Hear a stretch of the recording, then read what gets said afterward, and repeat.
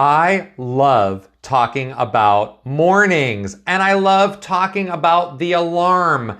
Now, there is a huge connection between waking up with the alarm and how you feel during the day. We're going to talk all about that in today's all new episode of the Strength, Yoga, and Freedom podcast. Welcome.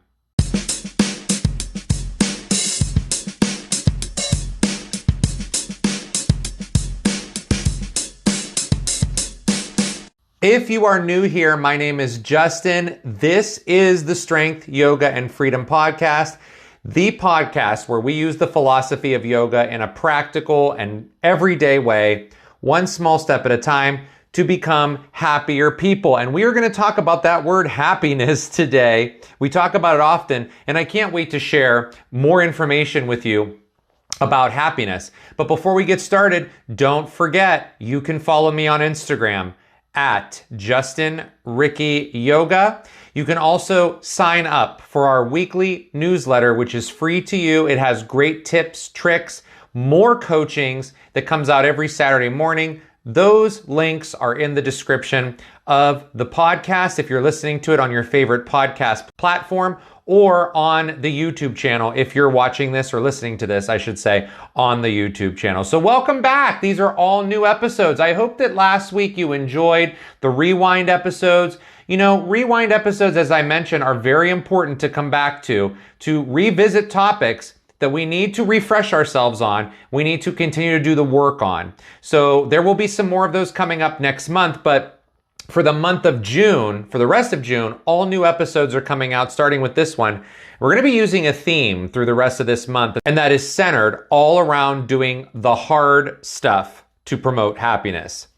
I believe that this world that we live in right now is very, very heavy. And you can probably see that yourself as you walk through your day, right? You hear a lot of moaning and groaning and complaining, self-doubt, fear, even in yourself, you have these things. I have these things. We all have them as human beings. But when we do the work to grow and we do the hard stuff, right? The hard stuff, that is where the true happiness is going to come from. And I also believe that it is my purpose on this planet to teach on topics that can help as many people as I can move themselves into leading happier lives. But before we get into the topic of the alarm clock, I want to first talk about that word, happiness, because this is going to set the stage for where we're going through this month of June when we talk about ways to become happier people. Happiness is not something that just comes knocking at your door one day. A lot of people have a false sense that we're just going to be happy one day. It's going to happen and now suddenly I'm happy. And when you have that mentality, you are living life is happening to you versus you are happening in your life. It is not going to be in your mailbox, right? That happiness is not going to be delivered as a little package. And the more you spend waiting on happiness to arrive, the more disappointed that you will become. And I will use myself as an example. For years I was unhappy. I was moving from relationship to relationship, friendship to friendship, job to job, place to, residences, places where I lived, one place to the next, like some kind of a robot, waiting for this magical happiness to just rain down on me. But the truth is, through my awakening, through my getting sick and tired and saying, you know what, enough is enough, and through my studying of systems, processes, yoga philosophy, life experiences, I have learned that only I am in control of my happiness, not anyone and not anything else. And I'm going to tell you, this is not just like, for 10 years this happened. I mean, I'm 40 years old now, and I would say for the majority of my life, maybe the first 35 years of it, there were glimpses of happiness in childhood, but there were a lot of heartache for me. And if you are someone like that who grew up in a traumatic household, or you grew up with parents who had traumatic things going on with them, maybe you can relate to that as well. Maybe you did not grow up like that and you grew up in a very loving household, but things at your job started to surface, or things in your relationship started to surface, or things when you're trying to make improvements start to surface. And you see, no one is going to be shielded from this, no matter how you grew up. Every person is going to be challenged. And so the things that we do to promote happiness in our life include a lot of what we will be talking about this month. And I'm going to warn you, most people do not like hearing these things. Most people think, as I mentioned, that happiness comes from other sources, like their partner, their children, having lots of sex, taking lots of trips or vacations, having a lot of money, their status, what you're wearing, who the circle of friends are, not working and sitting around at home all day watching TV, going shopping, drinking alcohol, or using other drugs. And I want to tell you something. These things all provide happiness, right? They all do. And I'm not suggesting that doing any of those things makes you a shitty person, because it certainly doesn't. But what happens with all of these things is they're like having a cake and you have the icing on the cake. Those are icings on the cake, having a nice cocktail in the middle of the day. I am a proponent of marijuana usage. For me, using marijuana makes the world feel less heavy for me. It may feel like that for you. There may be other things you use to help yourself when you take certain medications. Maybe going shopping with your friends is fun for the day. But remember, those things are not the things that we rely on completely for happiness. The goal here is to think about your future self. Now, if you're not interested in what your future self thinks, then stop listening to this podcast. Because as we start to talk about the alarm, you are going to start to make 10,000 excuses why you cannot wake up when the alarm goes off. So if you have that mentality of, I don't care what my future self thinks, I'm not in control of my future, I don't know where I'm going, this podcast is not for you. But if you're like, well, I do want to think about how the alarm could actually make me a happier person or bring some more fulfillment into my life, then let's get started on it. Now, I want to talk about excuses, because I mentioned excuses and someone who makes lots of excuses. This is who I used to be. Lots of excuses for lots of things. And as a yoga teacher for about over 4 years now, I have heard every excuse in the book, not because I've asked, but because people are very willing to give you their information, right, without you asking. But I've heard every excuse as to why students do not want to go practice yoga physically. And the thing is, just like exercising, which, power vinyasa yoga is a form of exercise. So just like exercising, we tend to put everything else in front of exercising, and we throw away that getting your heart rate up stuff away during the tough times. My friends, excuses do not work when it comes to exercise, and they certainly don't work in the Strength, Yoga, and Freedom community. We are dedicated here to our future selves, and that means whether you're doing yoga or another form of cardiovascular exercise, you are going to make a commitment to it. Period. You're not going to go back and forth. Should I? Should I not? Should I spend the money? Should I not? Should I go to this class? Should I not? Should I go to the gym? Should I not? I have this gym membership and I don't use it. I have this membership to the spa and I don't use it. I have this membership to these other things that I could do for my well-being and my physical body, and I don't use it because I just don't have time, or I don't want to, or I'm tired, or I've ate something shitty, or I drank last night, See, those are all excuses. And you see, you know how to make commitments already, because you do them now. You make a commitment every day to check your social media. You check your bestie on what your bestie's doing, right? You want to know where your bestie is. You also want to know where your partner is and what your partner's doing and how your partner's feeling. You make commitments to ask those questions. You also make commitments to watch your favorite TV shows, and you also make commitments to read your books. But you don't make exercise commitments. And do you want to know why? Because exercising is hard. But you see, all of this, the future self, requires you to get fucking present about what you're doing right now when it comes to things like exercising. And I'm talking about exercise a little bit here because the alarm clock is the same thing. And we're going to be focusing on tapas through these episodes. Tapas is literally translated as discipline, or if you use it as a verb, it can mean heat. It's all about creating the self-discipline so that you literally burn the other shit off that doesn't serve you, and you clear the way, you clear your path for your future self to achieve greatness. And not just one time, but over and over and over again, because as you move through each phase of your life, you're constantly reinventing yourself. Transformation happens when you feel the fire and you push hard through the uncomfortable feeling in your core. That's where your self-esteem lies, your core. The more you practice this, either on your yoga mat, or if you don't practice physical yoga, that's what this whole podcast is about, the off the mat stuff. If you practice this tapas off your yoga mat, the more endurance that you build. This is why I heard someone say this one time. They said, we have to just seize the day. We have to do the things that we want to do. And the things that we want to do, we should be doing. But that does not just include the easy stuff like going out to lunch. That's easy. Going to take your exercise class and then going to lunch is harder. But you see, most people don't do that. So let's go to the topic of the alarm. Now, I have spoken about the alarm in other episodes before, and so you may have heard some of this before, but I really want to go a little deeper today.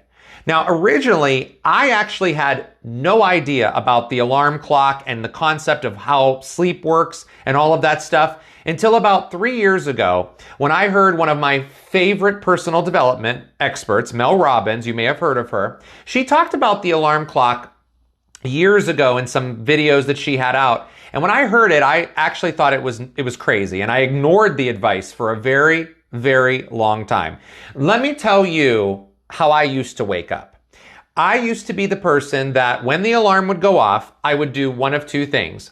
One, I would either press the snooze button and go back to sleep, or I would shut the alarm off and I would lay in bed and think about all the shit that was going on in my life, and I would look at my phone.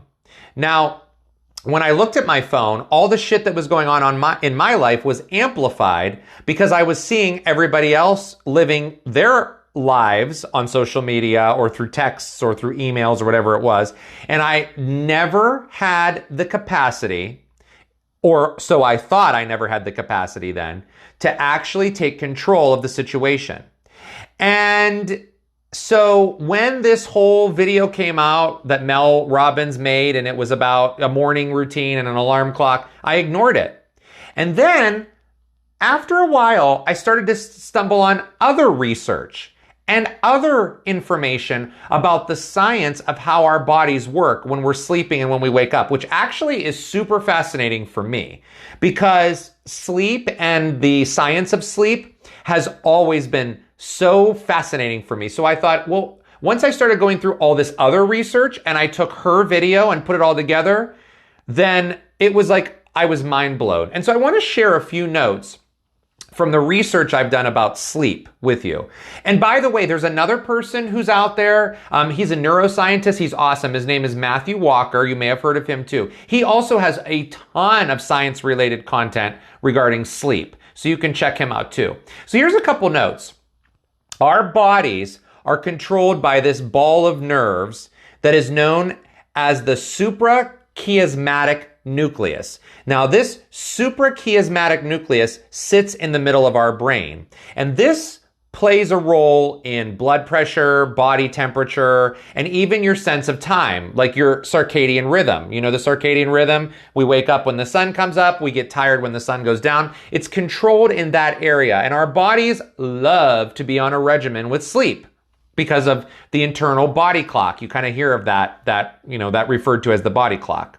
There is a protein called PER that controls your sleep and wake cycle. And this protein will peak in the evening and then drop to the lowest levels at night, which causes your blood pressure to go down. It causes your heart rate to go down. You start to feel groggy and you're feeling tired, and then you go to sleep. Now, if you use an alarm every day, you might find, and you start to make this a routine, you are going to find that you start maybe waking up on some mornings before the alarm wakes up, because those proteins that I just talked about start to increase again, maybe about an hour before your alarm rings. You perform all these sleep cycles, which we're going to talk about sleep cycles in a minute.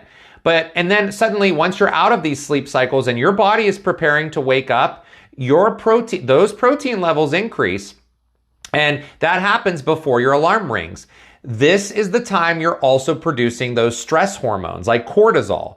And so your body will naturally sync itself up, right? And that's the phenomenon of that. And then sometimes you start to wake up before the alarm. But if these things haven't happened and your protein levels haven't really increased that much, and maybe the stress hormones haven't been there just a lot just yet, and all of a sudden the alarm goes off, maybe you went to bed later and you're kind of off your sleep cycle, you're going to feel that when that alarm goes off, right? You know what's going to happen. You're going to have that, like, that alarm, that's startling. You're like, oh my goodness gracious. And then all of a sudden you're going to feel stress because as your body is waking itself up, the protein levels are not quite there yet, and you suddenly shake yourself, okay? That's often why you may wake up stressed as well. Now, it can also be why, if you wake up at 3 o'clock in the morning and your body at that time is trying to recover and rest, your body's resources at that time of night are not the same as they are at 3 o'clock in the afternoon, because you are waking up and becoming stressful because you have no resources. You haven't eaten for a while. Hopefully you don't have your phone with you to start. So your body is going to be in this like, what do we do now type situation. And so that's why a lot of times in the morning when you wake up that early, 3 o'clock in the morning, we start to think about things that don't serve us. So now that we kind of understand a little bit of how that science behind sleep works, I want to talk about why we need to wake up when the alarm goes off, because all of this goes together. So number one, the first reason is not scientific. It has to do with you, because you are committed to becoming a better you. Now, if you're still listening at this point, you probably are willing to make some damn changes in your life, right? When I started doing this with the alarm, it is because I was so tired of dragging myself out of bed like I described earlier. And also because it is no one else's responsibility to get me up out of bed in the morning. Because think about it, you're getting up, if that's what's happening, you're getting up because you think someone else is responsible to get you up. You getting up because someone else wants you to or is trying to get that up, what does that do for you? What does that do for you? It does nothing, because the other person wants you to get up and you don't want to get up. So when you set the alarm, you are doing that as a confirmation that in the morning you are going to get up at the time you set because you mean it, not because someone else means it. If someone else wants to wake up, they can wake up on their own time. But if they're waking you up and you're relying on them, you're not waking up for you, you're waking up for them. And that's counterproductive as to what we're talking about here. Now, number two, this piggybacks off of that. Becoming a better you means that by setting the alarm, you are carving out time for yourself in the morning. And I suggest highly, if you've been listening, you know where I'm going with this. It's all about morning routines. And I've done lots of episodes on morning routines. They're very critical. When you wake up 10 minutes before you walk out the door to go to work in the morning, guess who is actually first? Not you, your job. Your job is first. You are waking up and going, the first priority I have today is my job. Now, why the fuck are you putting the job that you complain about going to first thing in the morning? Why are you putting it first in the morning? Why? It is no wonder why you can't stand your job. You don't even know how you feel or what you even need to do to set your purpose or your intention for that during the day if you just wake up and roll out of bed and on to work you go. You see, this is self-sabotage. And I actually have a rule in my life that if I'm around you and you have just woken up, I'm not interacting with you, because that is not the you that I want to engage with, because the you waking up is groggy, is mean, is irritable, is stressed, is condescending and rude, because you haven't gotten out of that stress state yet. Is that how you want to talk to your partner when you wake up? Is that how you want to talk to your children? Is that really how you want to talk to other people in the morning? The people that you say that you love, you want to treat them in that manner when you wake up like that. You have to think about that. Now, number three, the alarm signal is not just a signal that it's time to get up. It is a signal that you have been blessed with another day. You actually woke up. A lot of people didn't wake up. So the gratitude that you feel when you wake up is a really great way to start the day as you work your way out of that groggy, funky mindset. So this just isn't just like actual physical noise of the alarm happening here. It's more than that. It's actually the fact that you're alive. Like, you are fucking alive. Your heart is beating. You're breathing. You made it. And now you get to fill up your cup so that you can go fill up others' cups. Remember, Tapa's here, burning enthusiasm, the fire within. And let me say this. It doesn't mean that when you wake up, you have to be the person, maybe you are, but it doesn't have to be the case where you're the person who's like, oh my gosh, I'm awake and I can't wait to start the day, and oh, I'm full of possibility. You may not be that person. Most people are not that person. Most people don't like waking up in the morning. And so even if you are someone who wakes up in a very positive mindset, you still need to clear some space for yourself and understand that you have gratitude in front of you because you are alive. Whether you're groggy or you're not, whether you're happy or you're stressed, you are still grateful to be alive. Now, number 4, let's talk about the danger of the snooze button on the alarm.